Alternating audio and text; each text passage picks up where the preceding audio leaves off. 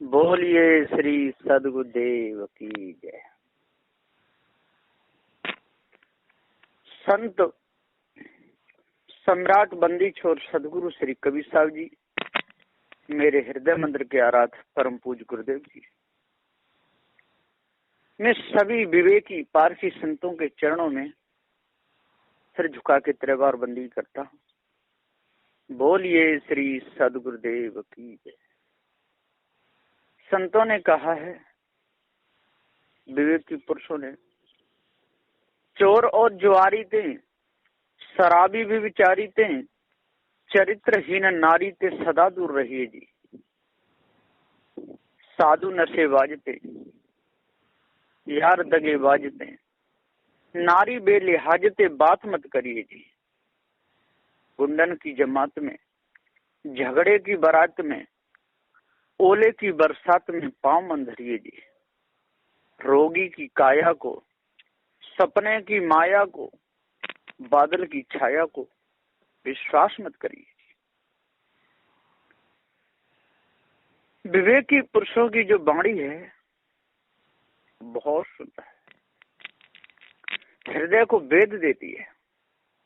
और भी कहा है, मानत मानत मान घटे और प्रीति घटे नित के घर जाए ते। ओछे के संग में बुद्धि घटे और क्रोध घटे मन के समझाए थे। मानत मानत मान घटे। यदि हम किसी को ज्यादा पीछे पड़ेंगे तो मानते मानते मानते एक दिन मान घट जाएगा, सम्मान नहीं रहेगा। मानत मानत मान घटे। प्रीति घटे नित के घर जाए थे। यदि कोई रोज किसी के घर जाएगा तो प्रीति घट जाएगी। पहले दिन जाएगा तो उसको तख्त बिछाया जाएगा, उसके ऊपर गद्दा बिछाया जाएगा, बहुत सम्मान किया जाएगा, खाने पीने की वस्तुएं सामने लाई जाएंगी, सम्मान होगा बहुत अच्छी तरह। दूसरे दिन जाएगा तो खाली तख्त बिछा दिया जाएगा, बैठो भैया आराम करो, पानी दे दिया जाएगा। तीसरे दिन जाएगा तो वैसे ही जमीन पे जगह दे दी जाएगी। चौथे दिन जाएगा, हाँ भैया कैसे आए, कोई काम था क्या? तो मान घटे और प्रीत घटे नित के घर जाए थे। खोज के जान से प्रीत घट जाती है। ओछे के संग में बुद्धि घटे। ओछा कहते तुच्छ, छोटी बुद्धि वाला।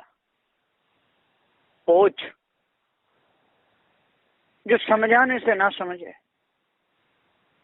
कुछ भी कहो माने ही नहीं, निर्णय पर ध्यान नहीं दे, उसको ओछा कहते हैं। दूसरा, यदि कोई दान धर्म कर रहा है तो उसको रोकने वाला ओछा होता है।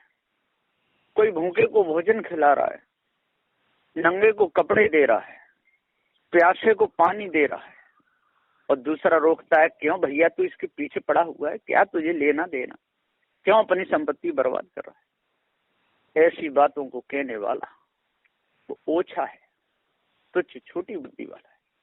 तो ओछ के संग में बुद्धि घटे और क्रोध घटे मन के समझाने। और क्रोध मन के समझाने से घटता है। मन को शुद्ध करने से, मन को पवित्र करने से, मन के विकार दूर करने से क्रोध घट जाता है। संत गुरुजनों की जो वाणी है वो बहुत अच्छी है। और भी कहा है, संत गुरुजनों ने कोई कसर नहीं छोड़ी। जिस जिस विषय के जो ज्ञानी थे और इनको पूरा ज्ञान था, उन लोगों ने कोई कसर नहीं छोड़ी है। समझाने में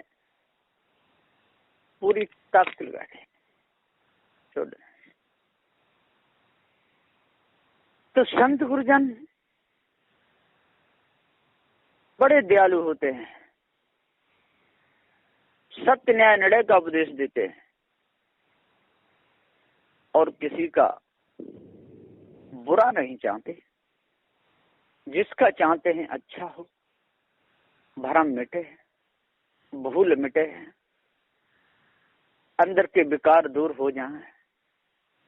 जो अनादिकाल की जो भूल है, जो भरम छाया हुआ है, जो भरम भूल कल्पना रूपी बदली छट जाए तो बहुत अच्छी बात है। ऐसा उनका प्रयास रहता है। तो सदगुरुदेव जी हम पुकार के समझाते हुए कहते हैं कि भैया,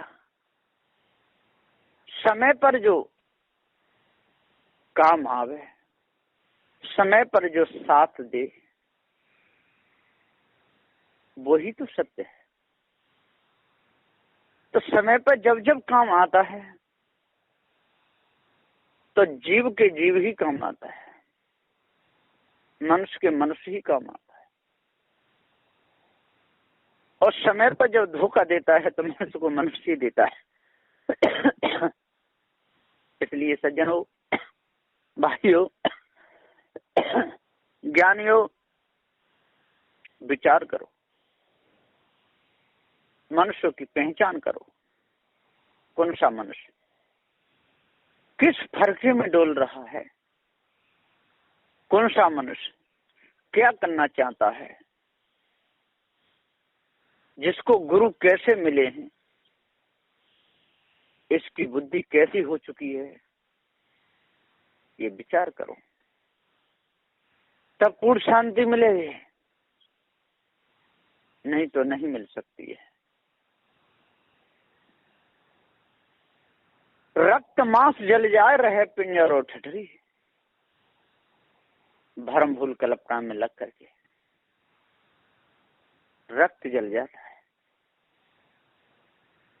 मांस जल जाता है, चमड़ी सूख जाती है, मन में नाना प्रकार के विकार चलते रहते हैं, लेकिन शांति नहीं मिलती। शांति क्यों नहीं मिलती? इसका कारण क्या है?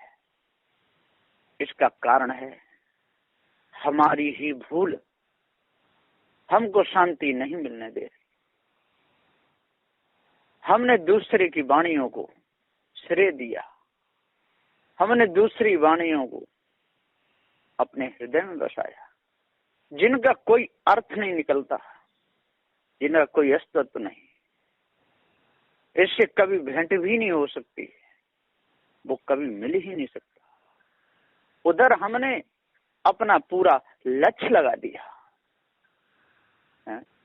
ईश ब्रह्म परमात्मा, देवी देवता, भूत चुड़ैलें, कैसी कैसी कल्पना की, और ये कल्पना हमारे हृदय में घर कर गई, अब वो अंदर समाई हुई है। पारखी संत गुरुजन उसका ऑपरेशन करना चाहते हैं, उस मलबे को निकालना चाहते हैं, लेकिन हम हाथ भी नहीं धरने देते, हम शब्द ही नहीं सुनना चाहते। कहते ये लोग क्या जानते हैं, कुछ नहीं जानते। कैसे कबीरपंथी लोग हैं, देवी देवताओं को नहीं मानते, भूत चुड़ैलों को नहीं मानते, यहाँ तक क्या बड़ा गजब की बात है कि ईश्वर परमात्मा को भी नहीं मानते।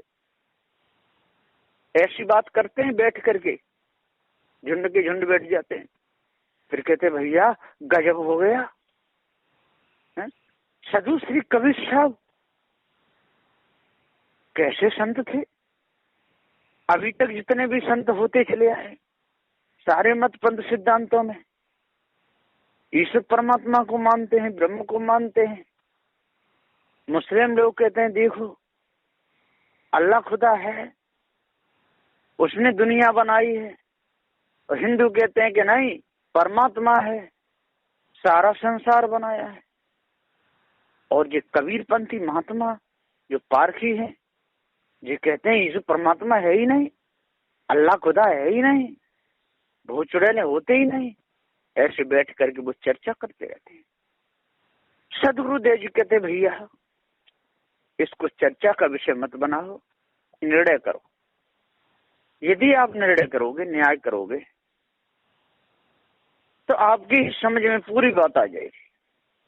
पूरा पता चल जाएगा ये है कि नहीं, हम धोखे में तो नहीं है, कहीं हमारा समय बर्बाद तो नहीं जा रहा, कहीं हमारे अंतःकरण में बसकर ये कल्पना हमारी हानि तो नहीं करेगी। इन वचनों को समझो, सोचो, विचारो।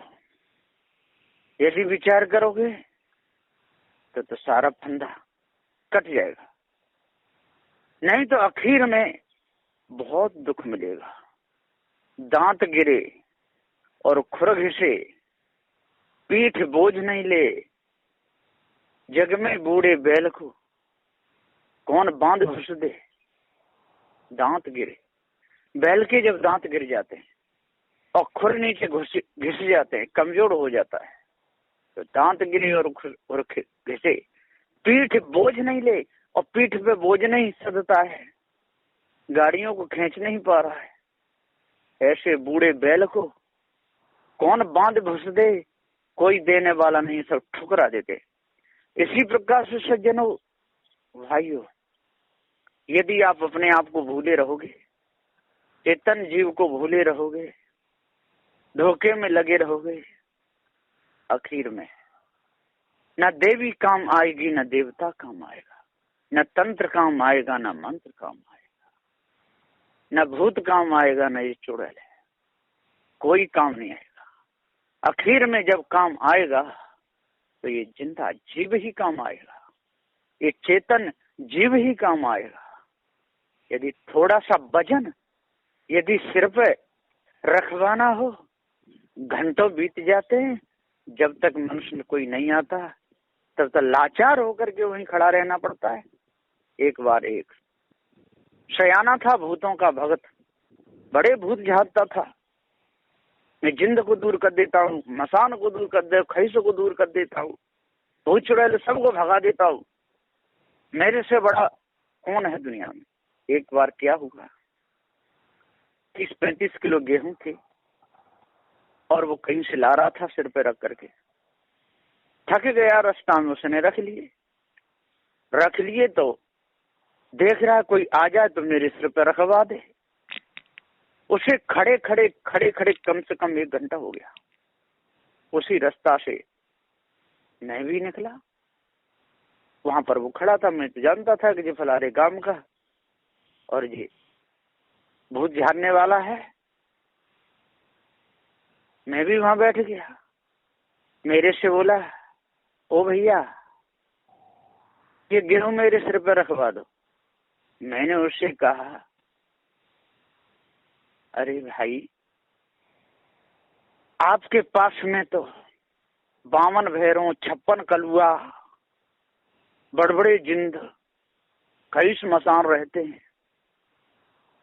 अरे उनसे कह दो वो आपके घर पे पहुंचा देंगे ये गेहूं, आपको ले जाने की क्या जरूरत है, आप मत ले जाओ, उनका क्या होगा। आप भूतों को दूर करते हैं, चुड़ैलों को दूर करते हैं, देवी देवता सारे आपके बस में रहते हैं, और 30 किलो गेहूं आप सिर पे धर करके चल रहे, और सो वो उठवाने भी नहीं आते आपके सिर पे रखवाने, ये कब काम में आएंगे आपके।